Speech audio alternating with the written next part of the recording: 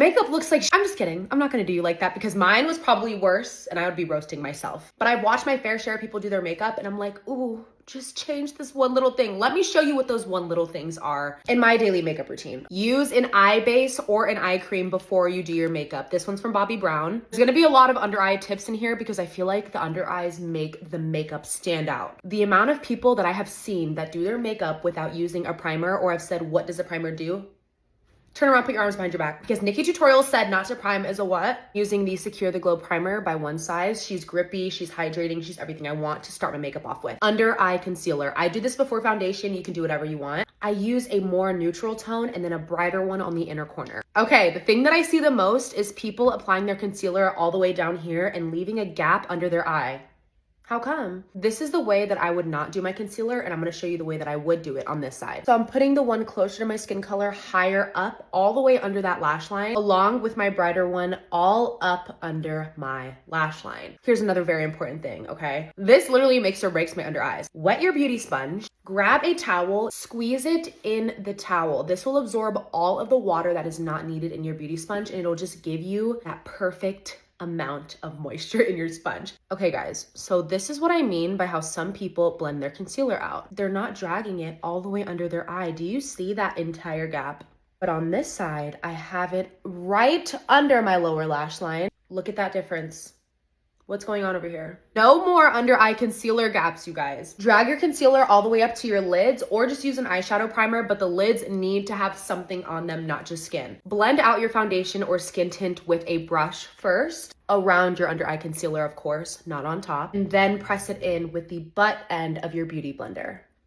Added some cream bronzer around my face and on my chin. Blush. Now this all depends on your blush placement, where you like your cheeks to be blush. Wow, that was a lot. But I like to place my blush going up the side of my face, one on the apple, one in the middle, and then one right where my tail of my brow leads. And then I'll gently diffuse in circular motions going up. And I focus a lot of it right here between the brow and my hair. But this little tip right here always does it. Whatever concealer you use on the outer corner of your eye and add a little bit more before blending that out so that your under eye leads to your blush very seamlessly. And you see how there's like a little bit of a sharp end? Take the booty end of your blender and just press that in a few times. That'll diffuse that streak a little bit, but also keep it so that you can see where your under eye leads. Okay, this next tip here, I've said it a million times, but I feel like a lot of people still don't do it. If you are setting your under eyes with a loose powder that moves, before setting with a pressed powder, and I just recently hit pan on this one, that is why your under eyes are splotchy, they're not even. This is why. You're gonna wanna take a powder puff and a pressed powder. Before you set, you're gonna wanna make sure there is no creases underneath your eyes, so blend it out without moving. Make your powder puff and set where you plan to bake with loose powder. And if you don't bake, you can just stop right after this step. So I'm gonna set my forehead, my under eyes, under my nose, and my chin because that's where I place the loose powder. You're then gonna take your loose powder and then bake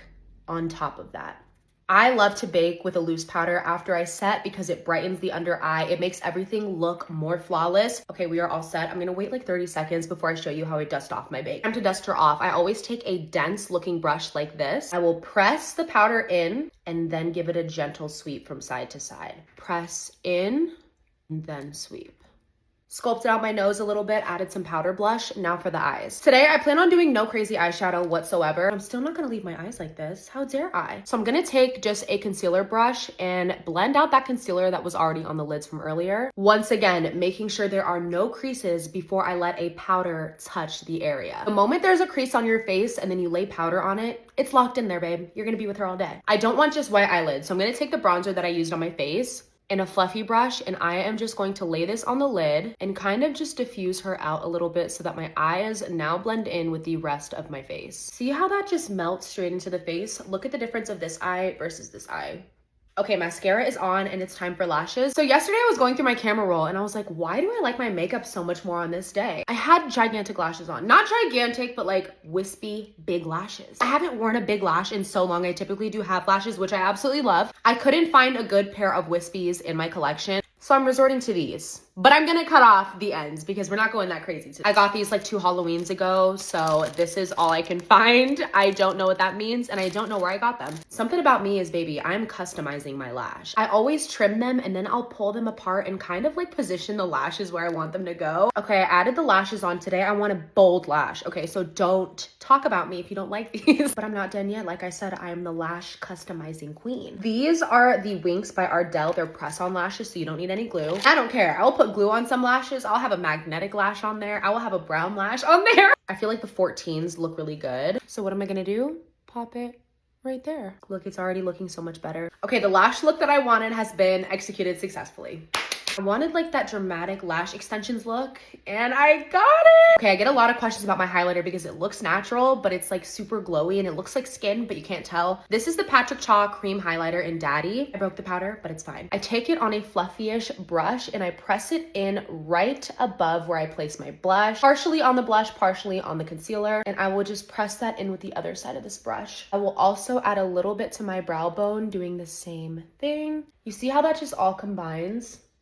Beautiful. 9 times out of 10, I'm using my eyeshadow slash highlighter palette from Chanel. I take this shade and a little bit of this shade and I just top it. This is the most non-glittery, beautiful, natural, radiant looking highlighter that I have used. Look at that. It is literally too good. And I will always take whatever brush I use for powder blush and just tap it right over that highlighter just to blend it in a little more. For lips today, I want a brown liner with a pinky inner lip. I always overline my Cupid's bow just a little bit, like right over where that lip ends and right underneath the center of my lip. And then the rest, I just follow exactly on my lip line. This definitely gives me more of a pouty look when I underline this and I overline this. I'll sometimes just take my finger and diffuse the lip liner a little bit. Going in with my Maybelline Oil Balm in Peach Quench. Are we kidding?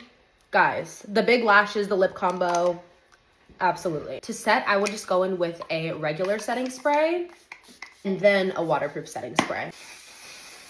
And that is how I get my cup of tea and my makeup. Obviously, it's not going to be everyone's favorite. It is the way that I love to do my makeup. So let me know if I missed something that you guys absolutely want more in depth on. It's time to get on our game, y'all. Okay.